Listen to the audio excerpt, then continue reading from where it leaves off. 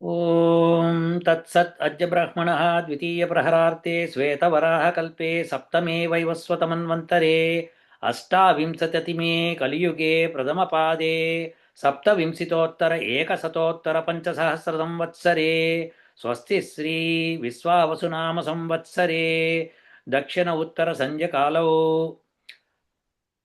हेमंत ऋतौ पुष्यमासे शुक्लपक्षे द्वादशीतिथौ अत्र अहं वेङ्कटरमणनामधेयस्य त्रेसगोत्रोभवस्य डाक्टर् शारदा पूर्णसुसरला सोण्टि सह अक्षरपदीयम् इति चर्चां करोमि। ఓం నమస్కారం అమ్మా. నమస్కారం ఆచార్య.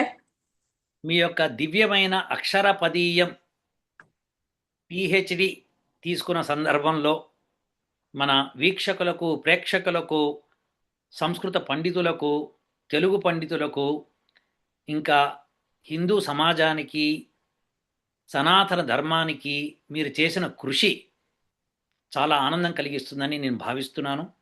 ఆ సందర్భంలో అసలు మీ ప్రయాణం ఎలా సాగింది ఈ అక్షరపదీయం అన్న అంశం మీద అన్నది మీ ద్వారా తెలుసుకుందుకు ఈ వీడియో ఏర్పాటు చేశాను. సో ఇప్పుడు మనము ఆ కార్యక్రమం మొదలెట్టే ముందర ఒకసారి దానికి గురించి ఇంట్రడక్షన్ నేను ఇస్తాను. ఇచ్చి ప్రజలందరికీ చెప్తాను అసలు ఏమిటి అని. ఆ తర్వాత మనము ప్రశ్నలకు వెళ్ళిపోవచ్చు. సో అందరికీ ఈ రోజున బుధవారము ఉదయం కాలం మాకు అమెరికాలో భరణీ నక్షత్ర సందర్భంలో చక్కగా ఈ సంవత్సరాంతం ఆంగ్ల సంవత్సరాంతం రోజున వీరు డాక్టర్ శారదా పూర్ల సుసరలా సొంటి గారు చేసిన అద్భుత కార్యం అక్షరపదీయం. దీని గురించి వారితో చర్చిద్దాము. వీరు మన యూనివర్సిటీ తరఫున పిహెచ్డి తీసుకున్నారు. ఆవిడ మనకి మన అడ్వైజరీ ప్యానల్లో ఉంటూ ఆవిడ గత 20 సంవత్సరాల నుంచి చేసిన రీసెర్చ్ని మన యూనివర్సిటీలో లాస్ట్ 2 ఇయర్స్ కంటిన్యూ చేసి మన యూనివర్సిటీ స్టూడెంట్స్తో సహా చక్కగా ఒక 13 పేపర్లు ద జర్నల్ ఆఫ్ సాంస్క్రిట్ రీసెర్చ్లో పబ్లిష్ చేశారు. అద్భుతమైన కార్యక్రమం చేపట్టారు. అక్షరపదీయం అన్నదానికి అర్థం ఏమిటి అన్నది మనకి తెలిపారు. అక్షరాల్ని చక్కగా వాటి అర్థాలని తెలియబరుస్తూ అద్భుతమైన పరిశోధన చేశారు. ఆ పరిశోధన కార్యక్రమానికి దాన్ని ప్రజెంటేషన్ అప్పుడు చికాగోలో అనేక మంది వచ్చి పాల్గొన్నారు. అది ఒక ఏషియా నెట్ వాళ్ళు దాన్ని తీసుకొని వీడియో చేశారు. దాన్ని వాళ్ళ యొక్క వెబ్సైట్లో పెట్టారు. గ్లోబల్ న్యూస్ కూడా వచ్చింది. అది దానిలో కూడా నేను మీకు తర్వాత చూపిస్తాను. ప్రస్తుతము ఈ అక్షరపదీయం అన్నది ఒక గొప్ప పరిశోధనాంశము. అక్షరాలే మనకి ప్రాణము, అక్షరాలే బ్రహ్మము, వేదాక్షరాలే బ్రహ్మము అని ఆవిడ తన పరిశోధన వ్యాసంలో రాశారు. ఆవిడ గురువు గారు, ఆవిడ నోటితోనే ఆవిడ గురువు గారి పేరు విందాం. చాలా సంతోషపడతారు ఆయన కూడా. సో మనం ఇప్పుడు ఆవిడ్ని ఇంట్రడ్యూస్ చేసి మొదలు పెట్టుకుందాం. నమస్కారం శారద గారు. నమస్కారం. ఈ గురువు గారి పేరుతో సహా చెప్పుకుంటూ మీరు అసలు ఈ అక్షరపదీయం స్టార్ట్ ఎప్పుడైంది, ఎండ్ ఎప్పుడైంది, ఈ విషయం చెప్పండి. ప్రణో దేవి సరస్వతి వాంగ్మే మనసి ప్రతిష్ఠిత మనో మే వాచి ప్రతిష్ఠిత మా విరావిర్మయేధి వేదస్య మాణీస్తశ్రుతం మే మా ప్రాసి అనేనాధీతేనాహోరాత్రాన్ సందధామ్యుతం వదిష్యామి సత్యం వదిష్యామి తన్మామవతు తద్వక్తారమవతు అవతు మాం అవతు వక్తారం. ఓం శాంతి శాంతి శాంతి. నన్ను వేద మార్గంలో పెట్టినటువంటి మహనీయుడు, నాకు గురువుగా ఉండి దశాబ్దానికి పైగా వేద వాంగ్మయం గురించి, వేదాక్షరాల గురించి, వేదంలో అనేకమైన అంశాల గురించి విపులంగా నాకు విషయం అందించినటువంటి మా గురువుగారు బ్రహ్మశ్రీ విశ్వనాథ అచ్యుత దేవరాయల వారికి నమస్కారం చేస్తూ నేను ఈరోజు నేను నేర్చినటువంటి అంశాలని తెలియజేస్తాను. ధన్యవాదాలు. ప్రధానంగా సకల సృష్టి కారణమైన మహా చైతన్యమే అక్షరమైంది. ఈ బ్రహ్మము అక్షరం ఎలా అయిందో, ఆ అక్షర మార్గంలో బ్రహ్మను చేరటం ఎలాగో, ఇవి రెండో సృష్టిలో రహస్యాలు. ఈ సృష్టి రహస్యాలని తెలియజేయడానికి వేదము అక్షర సంహితగా అవతరించింది మనకి. అయితే ఈ అక్షరాలకి బ్రహ్మ ముందు తెలిసి ఉండాలి. ఒక్క క్షణం. పర్వాలేదమ్మా.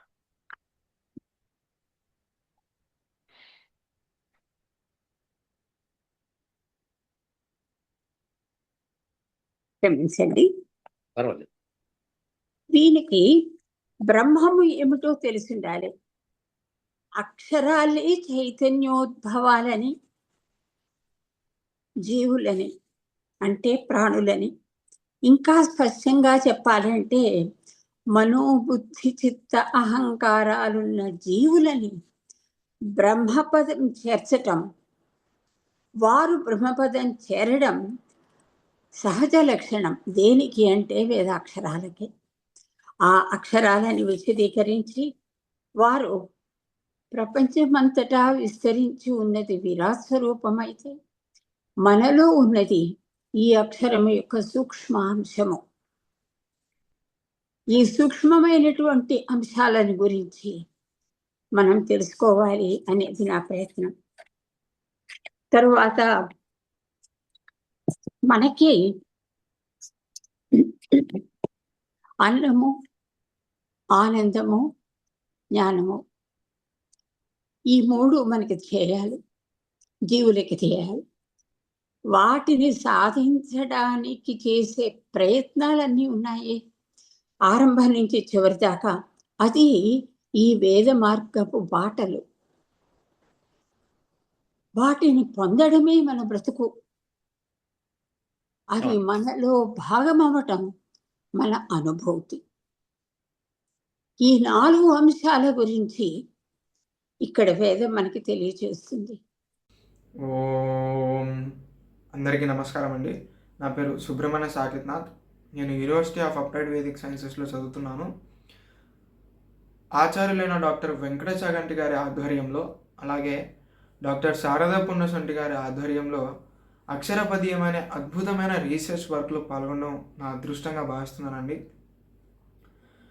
అక్షరపదీయం అనే రీసెర్చ్ వర్క్లో వేదాక్షరం అనే అంశంలో వేదాక్షరాలు మనల్ని బుద్ధిహీనతల నుండి, బలహీనతల నుండి వేరు చేసి మనల్ని ఎలా రక్షిస్తాయి అనే అంశం పైన వేద శోధనలో నేను పాల్గొనడం జరిగిందండి.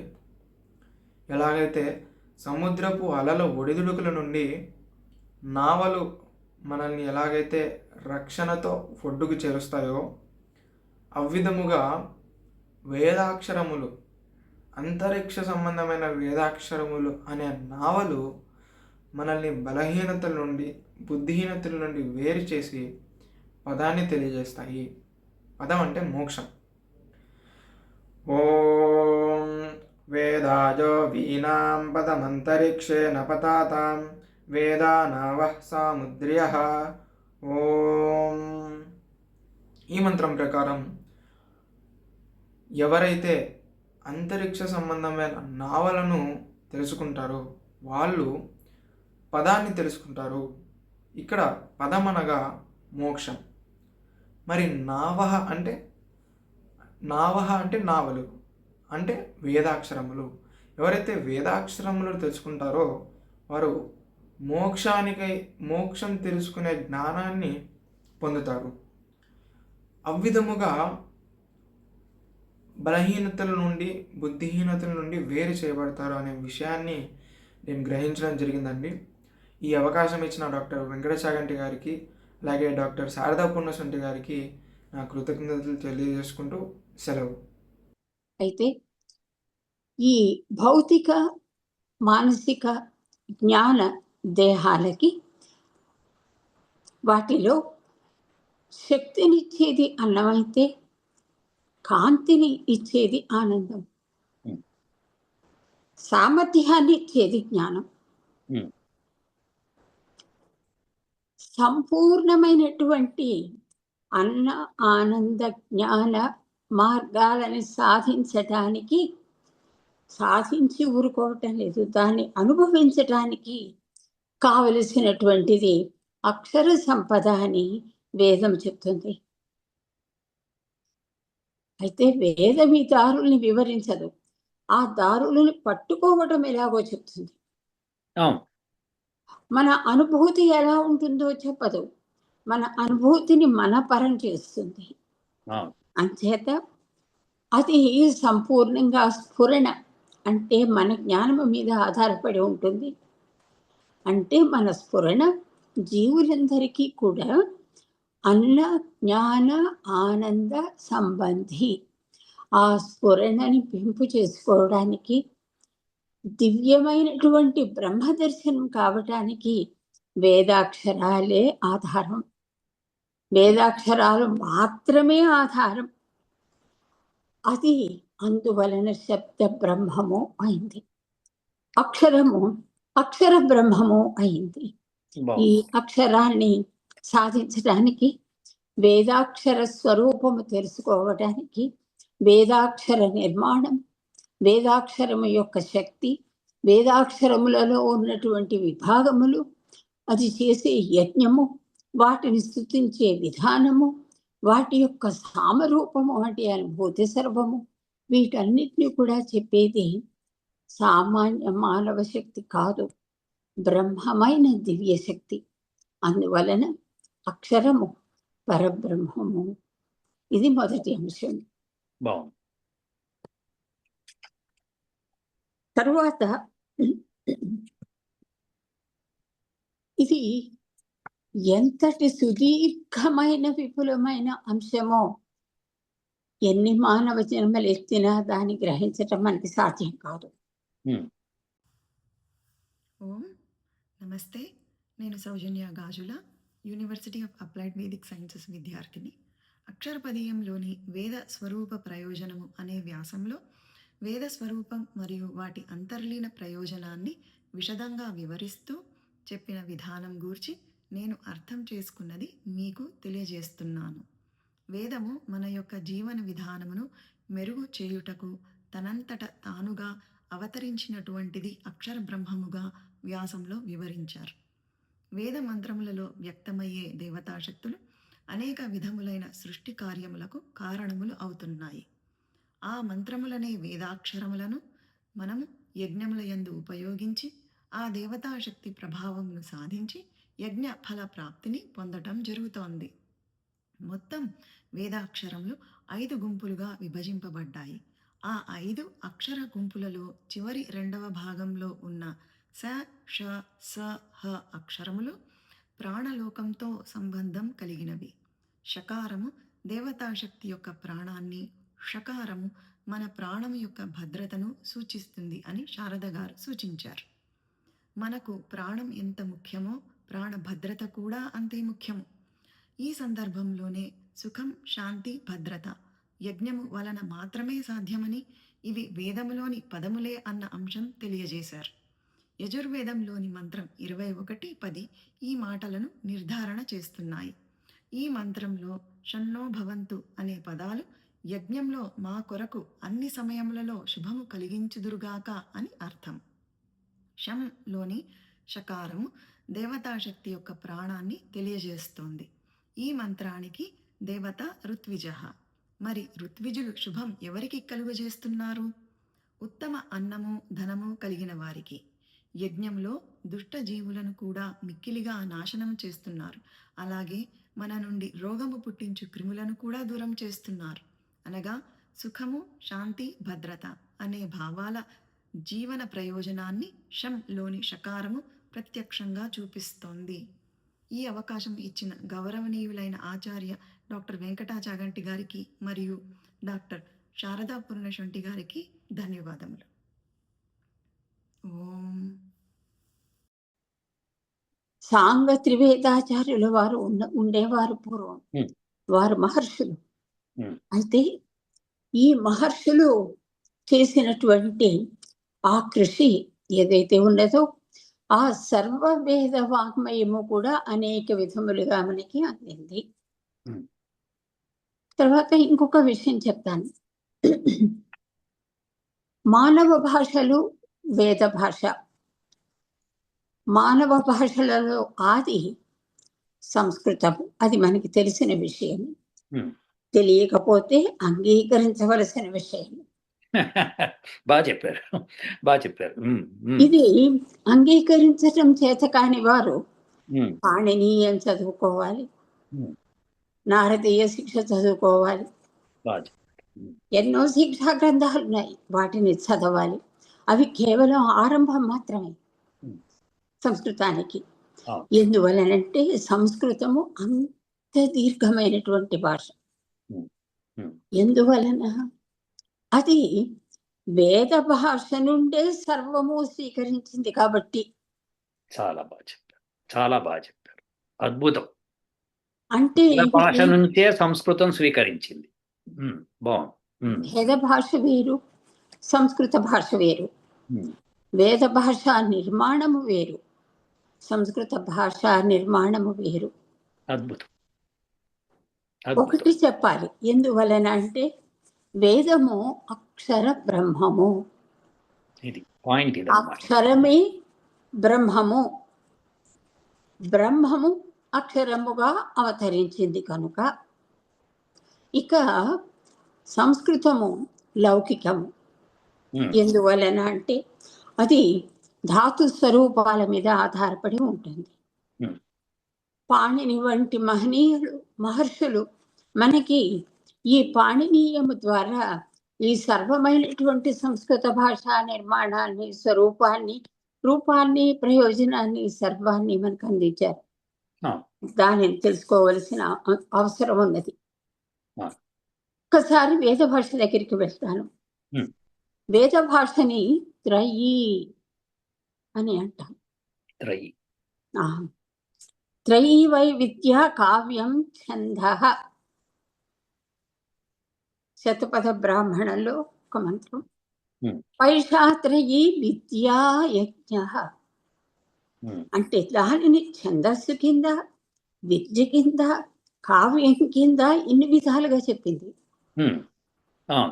అయితే వాటిని చెప్పాలి. ఛందస్సు అని ఎందుకంది అంటే పాణిని మహర్షి దీనిని ఛందస్సు అని కూడా వివరించారు. నమస్తే, నా పేరు వాణి పద్మావతి. నేను university of applied Vedic sciences విద్యార్థిని. డాక్టర్ శారదా సంటి గారు అక్షరపదీయంలో ఒకాగ్ని మంత్ర విశిష్టత మరియు ప్రయోజనములను గురించి వివరించడం జరిగింది. నేను దీనిని ఆచార్య డాక్టర్ వెంకటాచాగంటి గారి ఆధ్వర్యంలో ఋగ్వేద మంత్రంతో నిరూపణ చేయడం జరిగినది. ఉఖ అంటే మొదటి అక్షరము ఉ, ఖ అంటే కావర్గములోని మొదటి ఖ కాకుండా రెండవ ఖాను సూచిస్తుంది. ఉ అంటే భవిష్యత్, ఖ అంటే ఆసక్తి, నిశ్చయము, ధైర్యము, కోరిక మొదలగునవి. వైదిక సాంప్రదాయంలో ఉన్నటువంటి ఒకాగ్ని యొక్క భౌతిక, ఆధ్యాత్మిక ప్రయోజనాలను ఋగ్వేదం 1:185:7 మంత్రం ద్వారా నిరూపించడమైంది. జీవులు అగ్నితో కూడిన యజ్ఞం ద్వారా ఒక అగ్నిని పొందుతారు. ఈ మంత్రము నిరంతరము వ్యాప్తి చెందుతున్న సర్వలోకముల శక్తిని సూచిస్తుంది. యజ్ఞంలో ఈ మంత్రపఠనం ద్వారా ఐశ్వర్యము, ధారణ, విశ్వంలో ప్రాణశక్తిని ప్రసాదిస్తుంది. ఈ మంత్రం ద్వారా అన్ని అపరాధముల నుండి రక్షణ కోరబడును. యజ్ఞకర్తను కాపాడాలని, యజ్ఞ పవిత్రతను పరిరక్షించాలని భూమి, ఆకాశమును ప్రార్థిస్తారు. ఈ విధంగా ఋగ్వేద మంత్రం ద్వారా ఒకాగ్నిని నిరూపించడమైనది. నాకు ఈ అవకాశమునిచ్చిన శారదా గారికి, ఆచార్య చాగంటి వెంకట్ గారికి నా కృతజ్ఞతలు తెలియజేస్తున్నాను. యజ్ఞము అని వేదము వివరించింది మనకి. ఉమ్, అయితే ఇక్కడి నుంచి ఇంకొక అంశానికి వెళ్దాం. వేదాక్షరము. Hmm. వేదాక్షరములో ప్రతి అక్షరమునకు అర్థం ఉంటుంది. Hmm. అందువలన త్రయి అనే శబ్దానికి సంస్కృతార్థమే కాకుండా వేదార్థం కూడా చెప్పవచ్చు. Hmm. అది వేరు. Hmm. అంటే ఎందువలన వేదవాక్ అయినటువంటి త్రయి, Hmm. వేద నామమైనటువంటి త్రయిలో Hmm. తకార రకార ఈ కారాలు ఉన్నాయి. Hmm. Hmm. త్రయి. Hmm. అయితే త్రయి అంటే ఏమిటంటే ఎప్పటికప్పుడు జీవుడికి తన యొక్క స్థితిని తెలియజేసేటటువంటి బ్రహ్మశక్తి. బాగా చెప్పారు. Hmm. అయితే ఈ స్థితిని ఎలా తెలుసుకుంటాం? యజ్ఞము ద్వారా తెలుసుకుంటాం. అవునండి. తెలుసుకుని ఏం చేస్తాం? స్తుతి, Hmm. ప్రార్థన చేస్తాం. ప్రార్థన చేసిన తరువాత ఏమవుతుంది అంటే అది మన అనుభూతికి అందుతుంది. Hmm. అనుభూతి చెందిన మనము పెంపు మార్గంలో పురోహితం అవుతాం. పెంపు మార్గంలో పురోహితం అవుతాం. అబాబాబాబా, చాలా బాగా చెప్పారండి. ఇప్పుడు పురోహితమైనది ఏమిటి? మనలోని అగ్ని. చాలా బాగా అగ్నిమీలే పురోహితం, బాగా చెప్పారు. చాలా ఆచార్య బాగుంది. నమస్కారం, మీరు ఆ మంత్రం చెప్పినందుకు, అది జ్ఞాపకం చేస్తున్నందుకు. ఈ త్రయి అనేటటువంటిది జీవుని యొక్క స్థితిని, జీవుడు చేసేటటువంటి యజ్ఞాన్ని, ఆ యజ్ఞం యొక్క ఫలితమైనటువంటి అనుభూతిని వివరిస్తుంది. 3 అంశాలు. నా పేరు ఇందుర్తి శివరాణి. నేను university of applied Vedic sciences స్టూడెంట్ని. అక్షరపదీయ ప్రాజెక్ట్లో నేను పాల్గొన్నాను. అయితే శారదా గారు ఈ అక్షరపదీయం అని పేరు పెంచుకోవడంలోనే చాలా విశిష్టత అనిపించింది. అందులో పరమాత్మ గోచరించాడు నాకు. బృహదారణ్యకోపనిషత్తులో గార్గీమాత ఒక మాట అంటుంది, ఈ అక్షర దీపాలను వెలిగించింది ఎవరు అన్నారు. అంటే నాకు ఈ పేర్లు కూడా కొంచెం విశ్లేషించుకుంటే మనకేమనిపిస్తుందంటే వేదాలలో భాష అక్షర ప్రధానమై ఉంటుంది. లౌకిక భాషలు ఉన్నాయనుకోండి శబ్ద ధాతు ప్రధానంగా ఉంటాయి. కానీ దీనికి దానికి కూడా ప్రధానము అక్షరమే. భాషా నిర్మాణానికి కావలసింది అక్షరమే.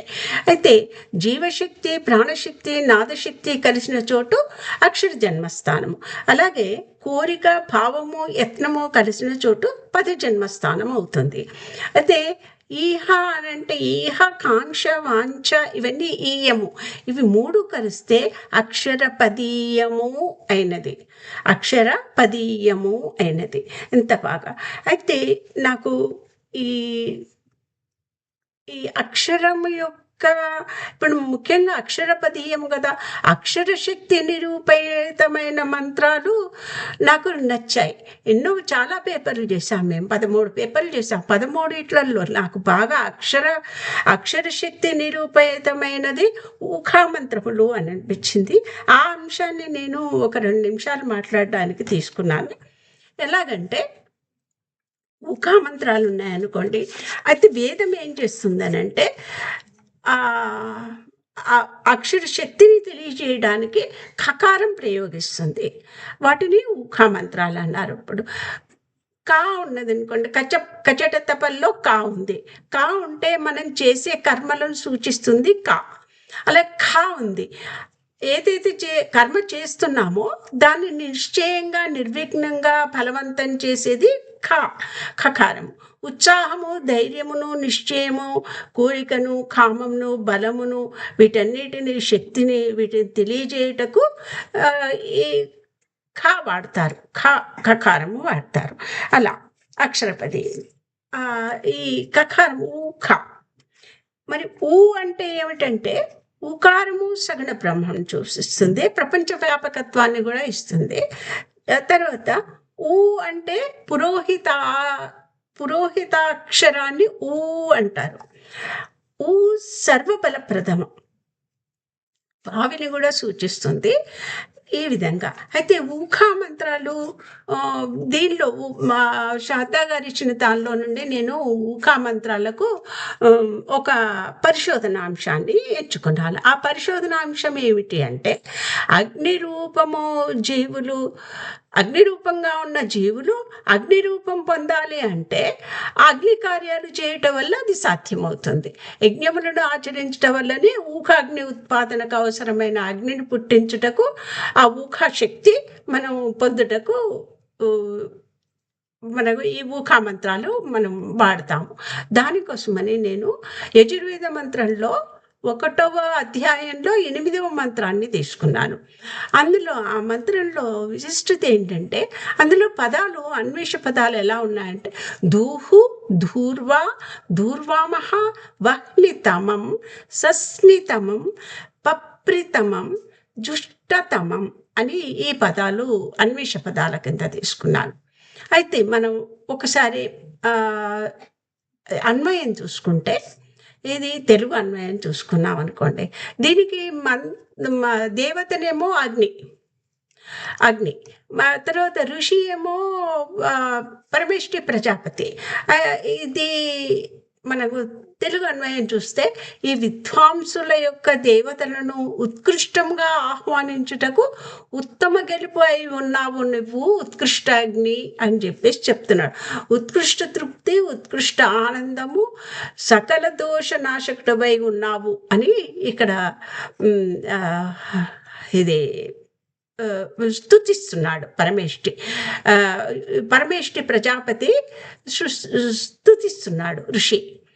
అయితే పీడును కలిగించు అగ్నిని దహించుము, మాకు దుఃఖములను కలిగించే పాపాత్ముని నీవు దండించుము, ఏ పాపాత్ముని మేము దుఃఖముల పాలు చేయదుమో నీవు అతన్ని దండించుము అని ఇట్లా ఊఖాగ్నిని వేడుకుంటూ ఉన్నాడు ఋషి.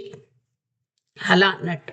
అయితే ఈ ప్రతిపాదనలో ఏం చేశానంటే, ప్రతిపాదనలో మనం పూర్వపక్షం ఉత్తరపక్షం చూసుకుంటాం కదా. ఆ ఉత్తరపక్ష పూర్వపక్షాల సారాంశం ఊరికే కొన్ని ప్రశ్నలు ఎంచుకున్నాను. దానిలో నేను కొన్ని స్టేట్మెంట్స్ ఇస్తాను, కొన్ని వాక్యాలు చెప్తాను. దేవతలను ఉత్కృష్టంగా ఆహ్వానించే అగ్ని ఊఖాగ్ని, ఉత్కృష్ట అగ్ని అని చెప్పొచ్చు. అక్కడ ఉత్కృష్ట అగ్ని పీడను కలిగించే అగ్నిని దండిస్తుంది. తర్వాత ఉత్కృష్ట అగ్ని ఇప్పుడు ఎవరైతే దుఃఖాలను కలిగించే పాపాత్ములు ఉంటారు కదా వాళ్ళని, తర్వాత ఏ పాపాత్మను మేము దుఃఖముల పాలు చేయదలుచుకున్నామో అతన్ని కూడా దండిస్తాయి ఊఖాగ్ని మంత్రాలు. తర్వాత అగ్ని కార్యములు చేయటం వలన అగ్ని రూపము ఉన్న జీవులు ఉత్కృష్ట అగ్ని పొంది అవి ఏమవుతాయనంటే ఉత్కృష్ట తృప్తి పొందుతాయి, ఉత్కృష్ట ఆనందాన్ని, సకల దోష నాశనం కూడా కావిస్తాయి అని చెప్పేసి ఇంకొకటి అసలు ముఖ్యమైనది ఏంటంటే, ఇందాక నేను శబ్దాలు చెప్పాను కదా, వహ్నితమం, సుస్నితమం, పప్రితమం, జుష్టుతమం. ఈ శబ్దాలు దేనిని సూచిస్తాయంటే, ఊకాగ్ని ఉత్పాదనకు అవసరమైన అగ్నిని పుట్టించుటకు ఇలాంటి పదాలు వాడతారు అని ఇక్కడ తమం అంటే ఉత్కృష్టం కదా, అది తమం తరం అని చెప్తాం కదా, అది ఇక్కడ చెప్పొచ్చింది. ఈ విధంగా నేను ఊఖా మంత్రాలను కొంచెం అక్షరశక్తి నిరూపణమైన మంత్రాలు అని నాకు అనిపించింది. ఇంకా అన్నీ చాలా బాగున్నాయి. శారదా గారు చెప్పిన ప్రతి పేపర్ కూడా అత్యంత ముఖ్యమైనవి. అవి వాటిలో ఆలోచిస్తే అక్షరం యొక్క ప్రాధాన్యత కానీ శక్తి కానీ నిరూపితమైన ఉన్నాయి ప్రతి పేపర్లోని. ఇంత చక్కని విద్యను అందించిన శారదా గారికి నా మనపూర్వక ధన్యవాదాలు తెలుపుకుంటున్నాను. మార్గనిర్దేశం చేయిస్తున్న మా పూజ్య ఆచార్య గారికి కూడా ధన్యవాదాలు తెలుపుకుంటున్నాను. స్వస్తి. అందువల్ల అది త్రయి, అది మొదటి అంశం. అయితే వీటిని ఈ 3 అంశాలు మాత్రమే కాకుండా త్రయి అని అనడంలో కాలము ఒకటి ఉన్నది. మనకి త్రయి ఎప్పుడు అనుభూతికి వస్తుంది? ఇప్పుడు, ఉమ్, ఈ క్షణము ఉమ్, అంటే వర్తమానం. వర్తమానంలో. వర్తమానము అంటే దానికి గతం ఉన్నది, ఉమ్, ఈ వర్తము భవిష్యత్ అవుతున్నది. అవుతుంది. అందువలన ఈ 3 స్వరూపాలని చెప్పేది కూడా వేదాక్షరమే. ఆహాహా. అంటే భూత భవిష్యత్ వర్తమాన కాలాలన్నిటినీ. అన్నిటినీ చెప్పేది. అయితే ఈ 3 కూడా 3 లోకాల్లో ఉంటాయి. ఉమ్, ఉమ్, భూతకాలము వేరే లోకము, వర్తమానము వేరే లోకము, భవిష్యత్తు వేరే లోకము. అద్భుతం. అందుచేత ఈ ఈ 3 కాలాలు, 3 లోకాలు, 3 జీవుని యొక్క స్థితులు, ఇవి 3 కూడా త్రయి. మనలో ఇంకొక అంశం ఉంది, నాది, నేను, నాకు. అంటే స్వస్థానము, పితృస్థానము, దేవతా స్థానము. చాలా. నేను అన్నప్పుడు నేను అంటే స్వస్థానం. స్వస్థానం. నాది ఏమిటి? నా పితృజనాల నుంచి నేను తీసుకున్నది, ఎస్. అంచేతది పితృస్థానము. నాకు అవబోయేది పురోహితమైనటువంటి శక్తి, అందువలన అది దేవతా స్థానం. చాలా బాగా. ఈ మూడింటికి స్వాహ స్వధా వషట్ అనేటటువంటి అపూర్వమైనటువంటి విషయాలని గురించి వేదం దివ్యంగా మనకి చెప్పింది. మన సూక్ష్మదేహాలు, మనకి బాహ్యదేహం ఉంది, సూక్ష్మదేహం ఉంది. బాహ్యదేహము అంటే బాహిరము అంటే సర్వ సృష్టి, ప్రపంచము. ఈ ప్రపంచము ఎలా ఉన్నది అంటే ప్రపంచము తెలియజేసేటటువంటి సర్వము అంటే సృష్టి సర్వము. ఈ సకల సృష్టి కారణమైన మహా చైతన్యమే అక్షరమైంది. Very good.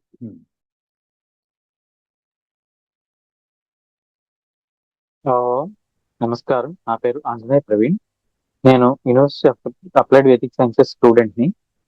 నేను శారదాపూర్ణ సంటి గారితో కలిసి అక్షరపది ప్రాజెక్టులో పాల్గొన్నాను. ఇందులో నేను పరిశోధించిన మొట్టమొదటి వేద మంత్రం ఋగ్వేద మంత్రం 10:125. ఇందులో నేను తెలుసుకున్నది ఏంటంటే ఈ మంత్ర సారాంశం ఏంటంటే, జన్మ తీసుకున్న ప్రతి మానవుడికి కూడా 2 శక్తులు, 2 అగ్ని లభిస్తాయి. ఆ 2 శక్తులు కూడా ప్రాణశక్తి, వాక్శక్తి.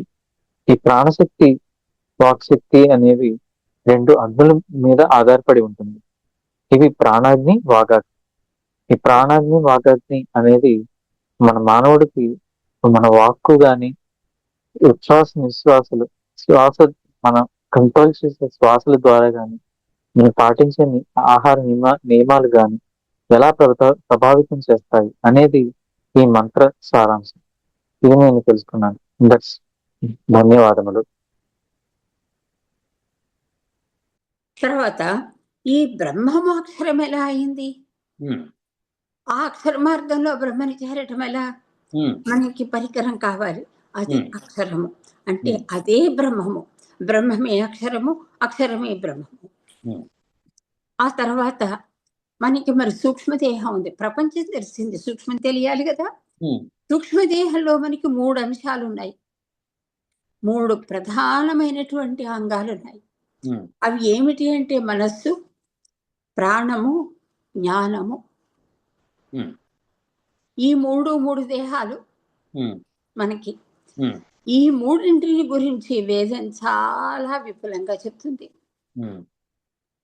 తర్వాత మనలో ఉన్న జ్ఞానమే సంజ్ఞానము, విజ్ఞానము, ప్రజ్ఞానము అని 3 విధాలు. సంజ్ఞానము, విజ్ఞానము, ప్రజ్ఞానము. అయితే వీటిని మనం సాధించాలి. మనం ఎంత సాధిస్తే మనకి అంత. మనకి ఎంత అయితే పిండి అంతే నిప్పటి, పిండి కొద్దీ రొట్టె కానివ్వండి. మనం ఎంతో మనం సాధించింది కూడా అంతే. దానిని వేదము పృథ్వీ అని పిలుస్తుంది. మహి. ఓకే. పృథ్వీ అంటే ఏంటంటే మనం ఎంతో, మన పృథ్వీ అంతా అది అందుకే దాన్ని మహి అని అన్నారు. బాగుంది. అది కొద్దిపాటి అనుకోండి, మనం లేము. మనం లేము అంటే అక్కడ ఉన్నది వెలుగు లేని చీకటి మాత్రమే. మనం చీకటి కుప్పలము కాదు. ఎందుకంటే ఇంతవరకు చెప్పినవన్నీ మనం సంపాదించుకున్నాం కనుక. మనం వెలుగు స్వరూపాలు. ఎందుకు అంటే సూర్య భగవానుని యొక్క అంశ, ఆ శక్తి మన మీద పడి మనం ప్రాణాన్ని సంపాదించుకున్నాం కనుక. నా పేరు అనిల్ పోలేపెద్ది. నేను university of applied Vedic sciences student.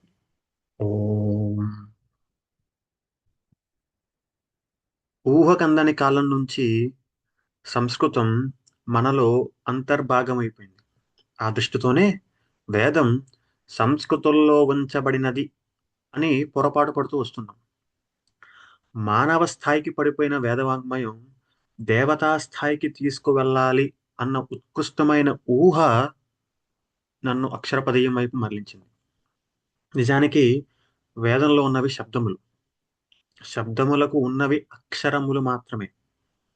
ఎందుకంటే వేదము శబ్ద బ్రహ్మము కాబట్టి.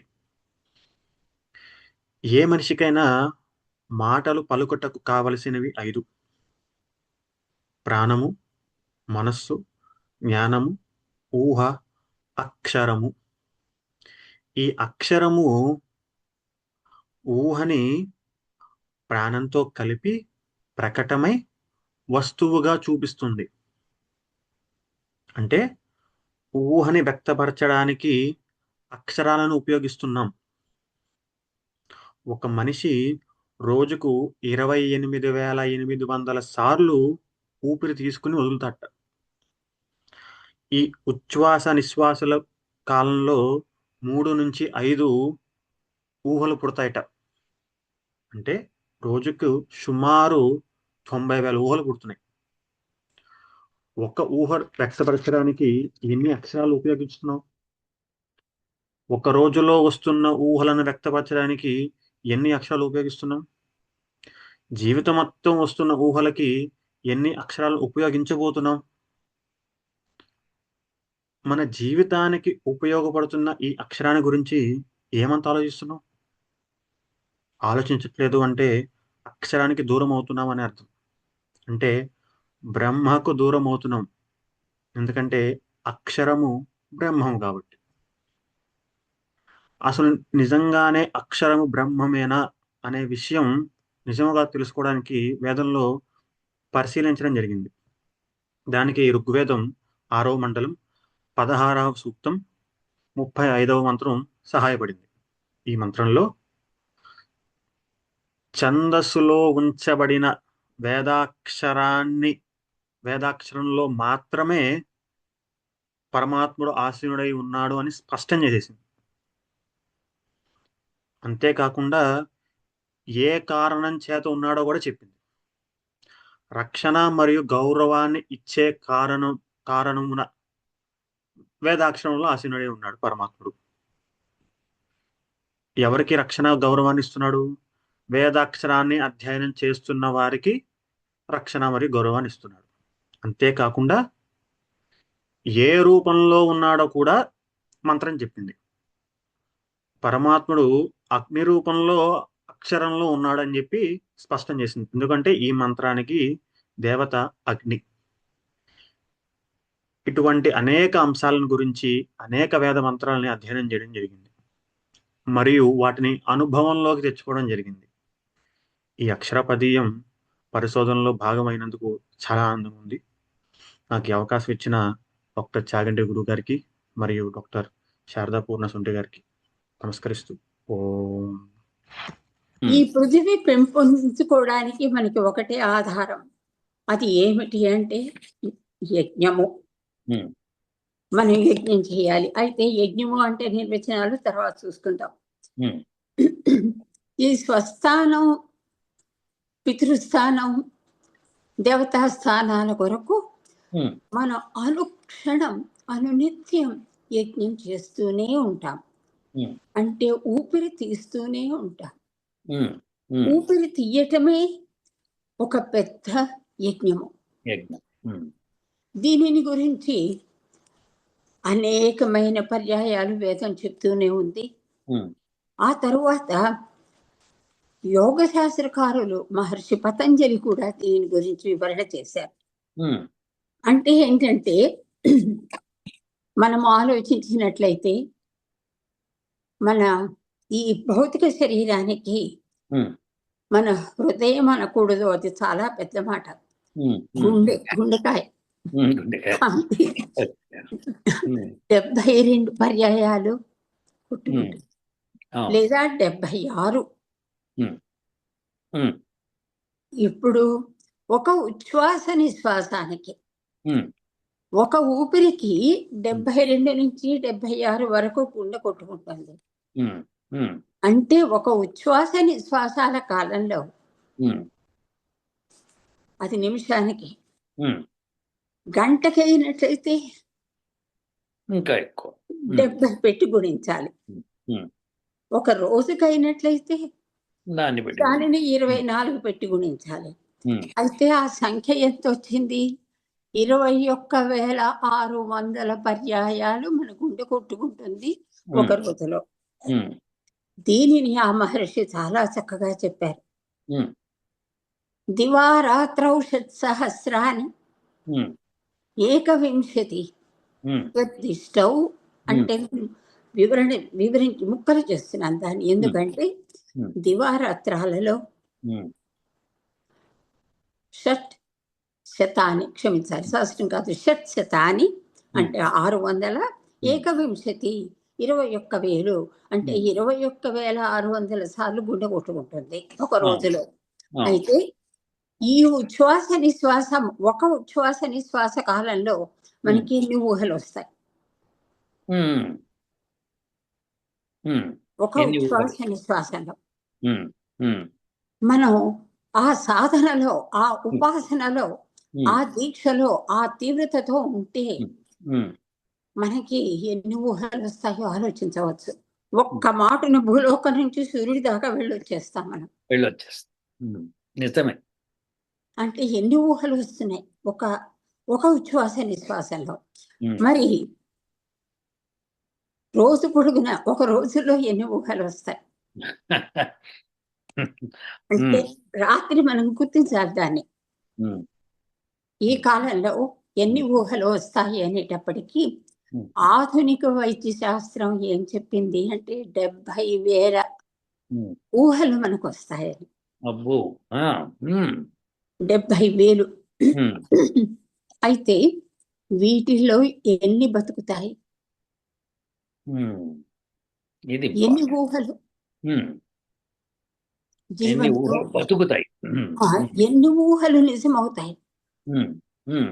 అది కూడా సంఖ్య చెప్పారు వాళ్ళు, 6 అని. 6 మాత్రమే.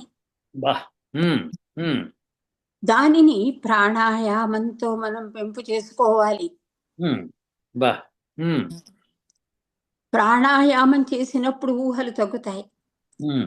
తగ్గి తగ్గి తగ్గి తగ్గి ఒక్కొక్క ఊహ దాని స్వరూపం పెరుగుతుంది. పెరిగి శక్తిని సాధిస్తుంది, అది బ్రతుకుతుంది, సజీవం అవుతుంది. చాలా బాగా చెప్పారు. అద్భుతం.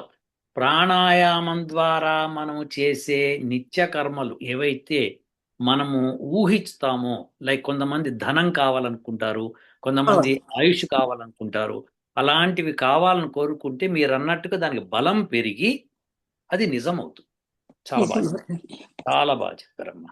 అంచేత ప్రాణాయామం ప్రధానం. ప్రాణాయామంకి, ఈ మార్గానికి మహర్షులు ఒక ఋగ్వేదంలో ఒక మంత్రం ఉన్నది, పాంకో యజ్ఞ. అంటే ఒక ఊపిరి తీయడంలో 5 అంశాలు.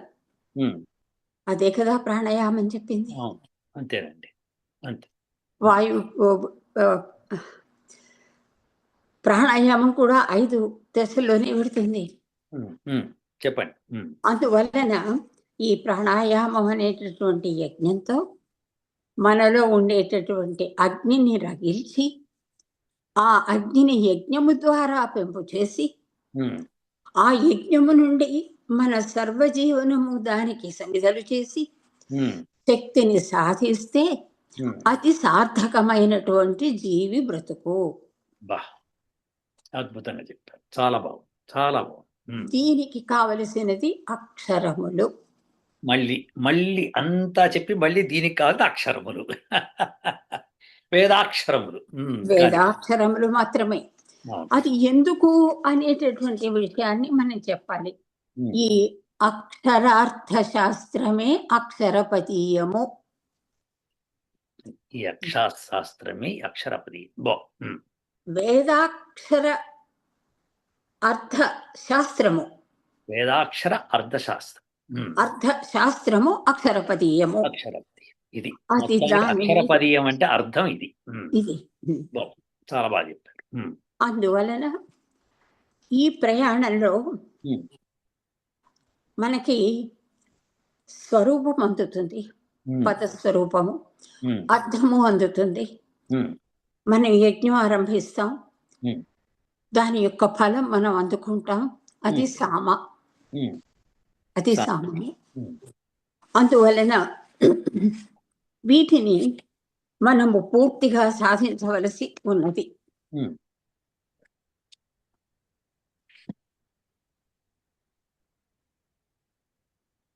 సాధించాలి. ఎందువలనంటే ఉమ్, ఈ వేదాక్షర స్వరూపాన్ని చెప్పడానికి అనేకమైనటువంటి అంశాలు ఉన్నాయి కాబట్టి ఉమ్, మనకి దేవకర్మలు అని ఉన్నాయి. ఉమ్, సుందధ్వం దేవ్యాయ కర్మణే, ఉమ్, కృష్ణ యజుర్వేదంలో మాట. ఉమ్, ఈ కృష్ణ యజుర్వేదానికి అనేకమైనటువంటి బ్రాహ్మణాలు కూడా ఉన్నాయి, ఉమ్, అన్నిటికీ ఉన్నాయి, దీనికి కూడా ఉన్నాయి. ఉమ్, అయితే ఈ అక్షర నిర్మాణము లేదా అక్షర సోపానము అధిగమించటానికి ప్రథమాక్షరము, మొదటి మెట్టు, మొదటి సోపానము అకారము. ఉమ్, అది ఎవరు చెప్పవలసిన విషయం కాదు, ఎవరికి వారుగా తెలుసుకునే విషయమే. ఉమ్, అంచేత ఇందాక మనం అనుకున్నట్లుగా మనని మానవులుగా మార్చినది అన్నం, ఆనందం, జ్ఞానం, మొదట్లో చెప్పుకున్నది. ఉమ్, వాటికి ఒక 5 సిద్ధాంతాలు తీసుకొస్తాను. ఉమ్, అంటే ఏంటంటే పరాపశ్యంతి, మధ్యమా, వైఖరి అనేటటువంటి 4 అంశాలు ఉమ్, మనం, మన ప్రాణం, మన ఊహ, మన జ్ఞానం, ఇది బయటకు వచ్చే దారి. ఉమ్, అంతే కదా. అంతే కదండి. పరాదశ నుండి వైఖరి ద్వారా ఉమ్, మన ప్రాణం అక్కడి నుంచే పైకి వస్తుంది, అది ప్రాణవాయువు అంటున్నాం మనం. ఉమ్, ఉమ్, మన జ్ఞానం అలాగే పైకి వస్తుంది, పక్క వాళ్ళకి తెలుస్తుంది. ఆ, మన ఊహలు ఏవైతే రూపు లేకుండా ఎక్కడో ఉన్నాయో ఆ ఊహలు కూడా ఇవన్నీ మార్పులు చెంది మన ద్వారా పైకి వస్తున్నాయి. ఉమ్, అంచేత వీటన్నిటికీ కూడా ఏది కావాలి, అక్కడ నుంచి ఊహ అక్షరమై పైకి రావడానికి ఉమ్, స్వరము, వర్ణము, మాత్రా బలము లయము కావాలి అని ఉమ్, మనకి శాస్త్రాలు చెప్తూనే ఉన్నాయి. ఉమ్, ఉమ్, స్వరము కావాలి, లేకపోతే నా మాట ఎవరికి వినపడదు. ఉమ్, అవును, అంటే టోనల్ కెపాసిటీ. అవును, వర్ణము కావాలి, రూపము, ఉమ్, దాని ఫార్మ్, ఉమ్, మాత్ర, um, the time taken to that, um, కాలము అన్నమాట. బలము, పొటెన్సీ. ఉమ్, నీరసంగా చెప్తే ఎవరికి ఏమీ అర్థం కాదు, అవును, ఉమ్, ఉమ్, బలంగా చెప్పాలి. ఉమ్, సాగదీస్తూ చెప్తే అక్షరం అర్థం కాదు, అవును, మాత్రాకాలం కావాలి దానికి. ఉమ్, ఏమీ తెలియకుండా జిగ్జాగ్గా చెప్తే మనకి ఆ వర్ణం తెలీదు. అవును, ఇంకా ఇప్పుడు నాకంటలాగా ఉమ్. గురువు గారు మీరు వింటున్న వారందరూ క్షమించాలి, ఎందుకంటే కాస్త ఆరోగ్యం ఇబ్బంది పెడుతోంది. మీకు ఇంత ఆరోగ్యం సరిగా లేకపోయినా మీరు ఈ కార్యక్రమానికి ముందుకు వచ్చినందుకు సంతోషము. మన వ్యూవర్స్ అందరూ క్షమించాలి, ఎందుకంటే ఆవిడ ఆరోగ్యం అంత బాగాలేదు. అయినా సరే ఆవిడ మన రిక్వెస్ట్ మేరకు వచ్చి ఈ వీడియోలో పాల్గొంటున్నారు. కొద్దిగా గొంతు వీక్గా ఉన్నా కానీ మీరేం కాలేదు, మీరు చెప్పదలుచుకుని చెప్పండి అమ్మా. అందువలన స్వరము కావాలి. స్వరము చాలా ముఖ్యం. నా స్వరము వల్లనే నా మాట మీకు అందుతుంది. అది చాలా అవసరం. తర్వాత ఇంకొక విశిష్టమైనటువంటి అంశం నాకు గురువు గారు నాకు చెప్పారు. మా గురువు గారి పాఠం అది. సప్త స్థానాలలో ఇందాక ఐదు అంశాలు చెప్పుకున్నాం. స్వరవర్ణ మాత్ర బలయ సామాని బల సామాని. ఇప్పుడు సప్త స్థానాల గురించి చెప్పుకుంటున్నాం. అంటే ఈ అక్షర స్థానం ఎక్కడి నుంచి వస్తుంది అంటే ఉపాంశు, ధ్వాన, నిమద, ఉపధిమత్, మంద్ర, మధ్యమ, తార. ఈ 7 స్థానాలలో మన ఊహ భావమై అక్షర సహాయంతో నాద మార్గంలో ప్రయాణం చేసి బయటకు వైఖరిగా వ్యక్తమవుతుంది అని. ఇది కృష్ణ యజుర్వేద బ్రాహ్మణంలో ఉన్నది.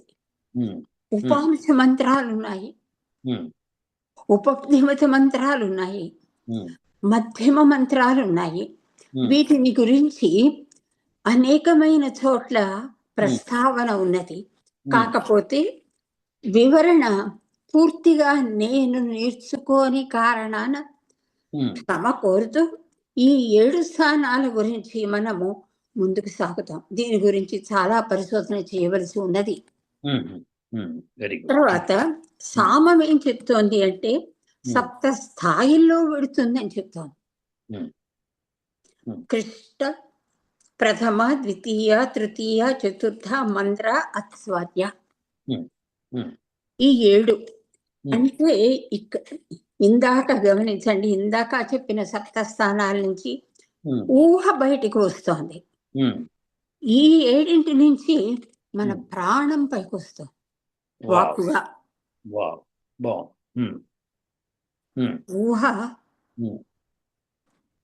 అక్షర సహాయంతో. ఊహ అంటే జ్ఞానము తర్వాత అవుతుంది, ఆ తర్వాత చెప్తాను ఆ విషయం. తర్వాత ఇంకొకటి ఉంది, భావ, రాగ, తాళ అనేటువంటి 3 అంశాలు గాన రూపంలో పైకి వస్తున్నాయి కదా. అందుచేత ఈ అంశాల గురించి కూడా మనం తెలుసుకోవాలి. ఈ అంశాల గురించి తెలుసుకునేటప్పుడు ఇందాక వెళ్ళిన ఊహకి వెళ్తే ఒక్క ఊహకి ఎన్ని అక్షరాలు ఉంటాయి? అవును, కాదు. కాదు అంటే 2 అక్షరాలు, అవును అంటే 3 అక్షరాలు. తెలుగు భాషలో చెప్పుకుంటున్నాం మనం. సంస్కృతం, ఇంగ్లీషు అన్ని భాషల్లో రాసుకోవచ్చు ఇవన్నీ. తెలుగు కాబట్టి చెప్పుకుంటున్నాం. అయితే ఈ ఊహలు, ఆలోచనలు, భావాలు, అనుభూతులు మానవుల కొరకు ఉన్నాయి. అంటే ఏమిటి? తమకు తాముగా ఏర్పరచుకున్నారా లేదా? ఊహలు మనం పుట్టించలేదు, వాటిగా అవి ఉన్నాయి. వాటికి అవే ఉన్నాయి. ఊహకి రూపం లేదు. దాని సంగతి కూడా చెప్తాను తర్వాత. ఆలోచనకు వచ్చేసరికి మన మనోబుద్ధి, చిత్తాహంకారాలన్నీ యజ్ఞం ప్రారంభం చేస్తున్నాయి. చాలా బాగా, చాలా బాగా. అయితే ఉన్న ఊహలని, మనలో ఉన్న ఊహలని అనుభవించడానికి మానవుడు పుట్టాడు, కానీ ఊహలని పుట్టించే సామర్థ్యంతో పుట్టలేదు. బా అంటే మనం అందరం ఇలా అనుకుంటున్నాం కానీ అలా అన్నమాట. అద్భుతం, అద్భుతం. అందువల్ల కూడా బ్రతుకంతా మనతో ఉన్న ఊహలకి పుట్టుక కానీ మరణం కానీ లేదు. చాలా బాగా. ఊహా ప్రజాపతి అని వేదం చెప్తోంది. ఇక్కడ ఊహ ప్రజ. ప్రజ అంటే ప్రకృష్టమైన జన్మము పొందినది. ఉమ్, ప్రకృష్టమైన జన్మం అంటే మనం పుట్టించింది కాదు, ఉమ్, అది ఊహ. అందుకని ఊహలకి పతి ఎవరు? ప్రజాపతి. మనమే. మనమే మనమే. ఓకే మనమే. ఓకే. మనకి అధీనంలో ఉన్నాయి. అయితే ఈ ఊహలకి ఈ ప్రజాపతిని ఎవరిని చెప్తోంది వేదం? భగవంతుని చెప్తోంది, పరమాత్మని చెప్తుంది. అందుచేత పరమాత్మ విరాట్ స్వరూపము, మనము సూక్ష్మ స్వరూపము, అంతఃస్వరూపం. ఆ విషయాన్ని గ్రహించాలి. అప్పుడు సర్వ సృష్టి పరమాత్మ అయితే దానిని చేరుకునేటటువంటి మార్గం ఉన్నదే అక్షరము. ఆ అక్షరము కూడా పరమాత్మే ఇస్తే ఆ అక్షరము మనలోనే సృష్టి జరుగుతోంది. ఎక్కడ జరుగుతోంది అంటే ఇందాక చెప్పుకున్నటువంటి 4 దశల్లో పరాపశ్యంతి మధ్యమ వైఖరి, 7 స్థాయిల్లో, 7 స్థానాల్లో, 3 దశల్లో ఈ అక్షరాలన్నీ పుడుతున్నాయి. చాలా బాగా చెప్పాడు. ఇక్కడ దాకా ఒక అంశమైంది కదా. చెప్పండి. ఋగ్వేదంలో మొట్టమొదటి మంత్రం అగ్నిమీళ్ళే పురోహితం. ఎందుకు దీనిని తీసుకున్నాము అంటే మానవుని జీవనమే అగ్నిమయము, ఆరంభం నుంచి అంతం వరకు కూడా. అయితే ఈ అగ్ని అనే శబ్దంలో అకార, గకార, నకార, ఈ కారాలు ఉన్నాయి కదా. వాటిని అక్షర విభాగం చేయాలి మనం. అక్షర విభాగం చేసినప్పుడు అకారము మనతో మన జన్మారంభముతోనే వెంట వచ్చింది. అది మూలాధారంలో ప్రారంభమై వాక్ వైఖరిగా వ్యక్తమవుతోంది. రెండవది అయినటువంటి గకారము మూర్ధన్యము, పైనుంచి వస్తోంది. అంటే ఏమిటవుతోంది అక్కడ? ఈ గకారము దేవతాగమన స్థానాన్ని వ్యక్తం చేస్తుంది. ఇది ఎలా నిర్ణయం చేస్తావు, వేదము ఎలా నిర్ణయం చేసింది అని చెప్పడానికి అనేకమైనటువంటి మంత్రాలు ఉన్నాయి. తర్వాత నకారము మన జ్ఞానము అనునాశకమై వస్తోంది, అది మన జ్ఞానాన్ని సూచిస్తుంది.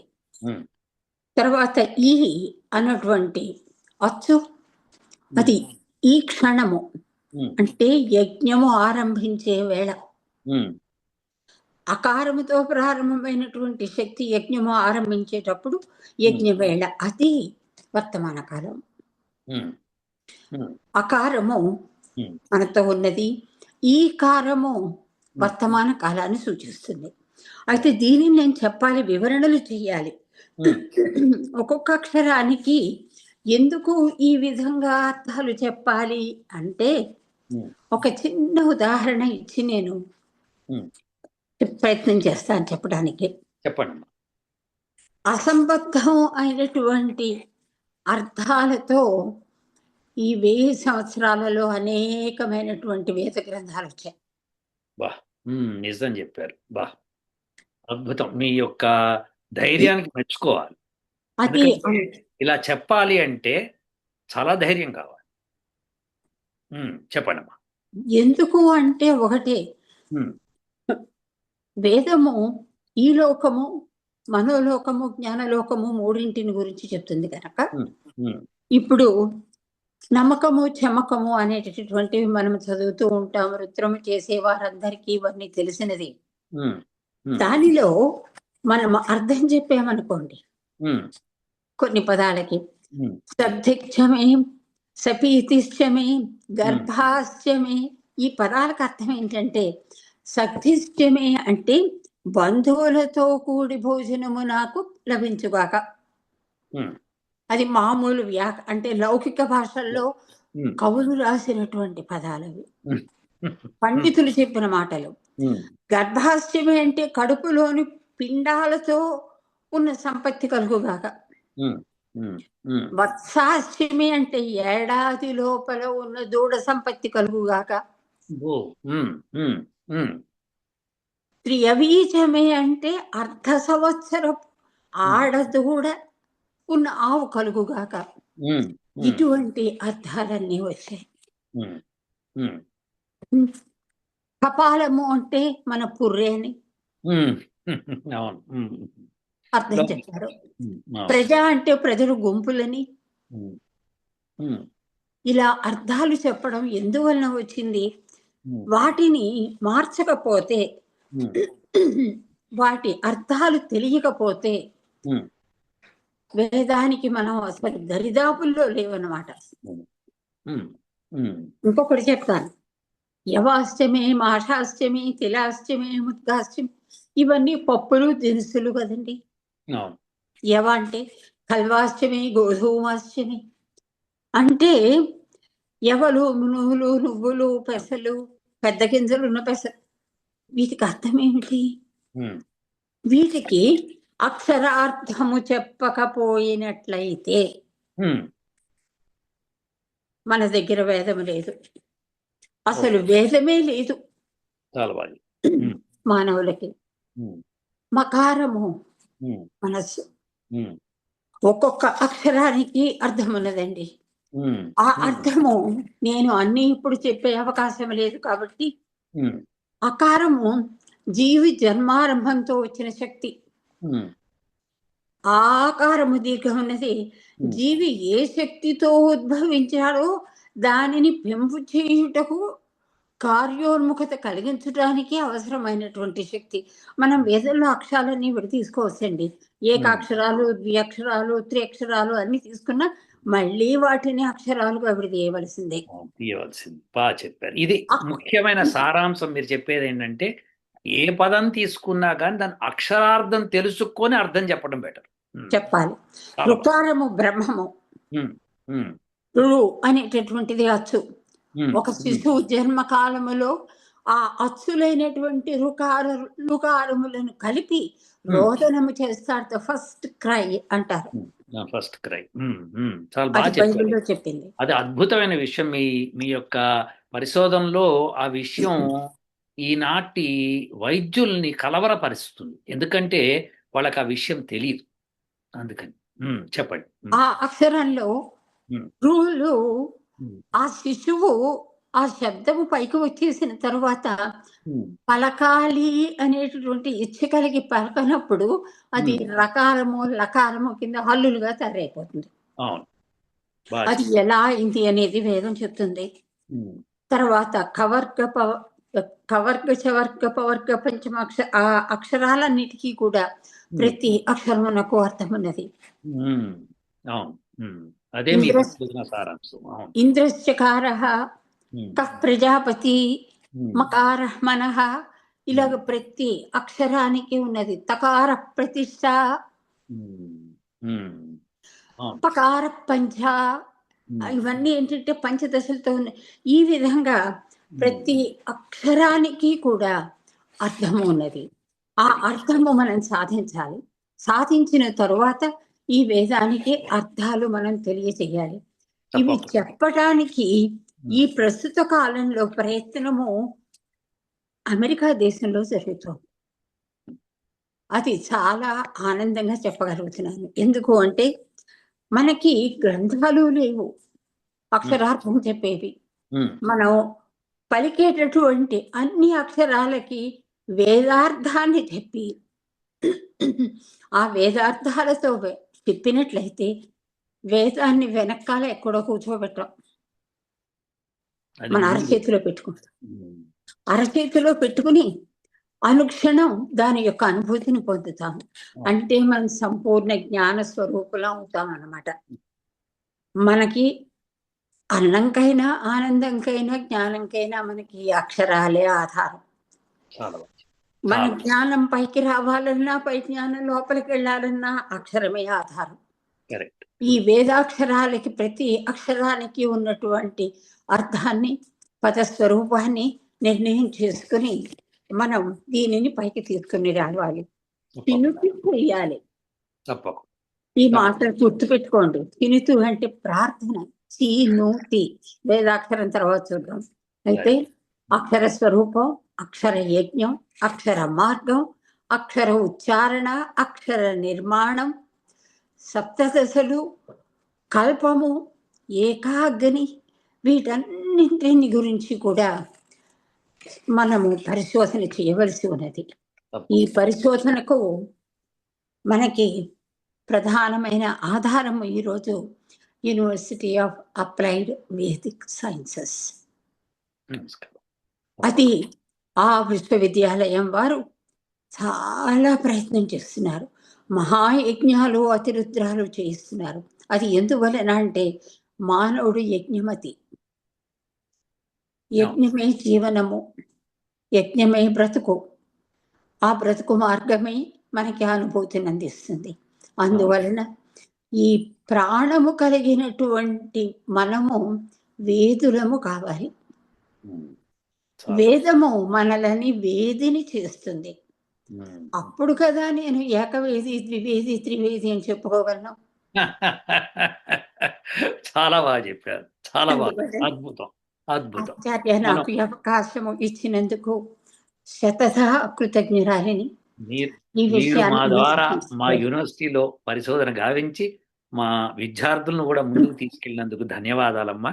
అలానే మీ నుంచి ఒక చిన్న కోరిక, అదేంటంటే ప్రతి నెల ఒకటి ఇలాంటి వీడియో, మీరు 13 పేపర్లు సబ్మిట్ చేశారు మొత్తం, ఇంకొక 40 పేపర్లు రెడీగా ఉన్నాయి సబ్మిట్కి.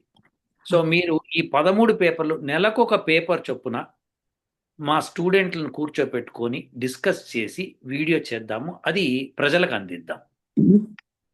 ఆంగ్లంలో చెయ్యాలా, తెలుగులో చెయ్యాలా? తెలుగులోనేనమ్మా, మనకి తెలుగు ప్రజలే ముఖ్యం. అలాగే ఆంగ్లంలో చెయ్యొచ్చు, అది తర్వాత చేద్దాం. మనం ఫస్ట్ ప్రస్తుతం అయితే తెలుగులో ప్రొసీడ్ అవుదాం. ఏమమ్మా? ఒక చేస్తానండి. మీ ఆదేశం. ధన్యవాదాలు. నమస్కారం. అందరికీ నమస్కారం. ఓం ఓ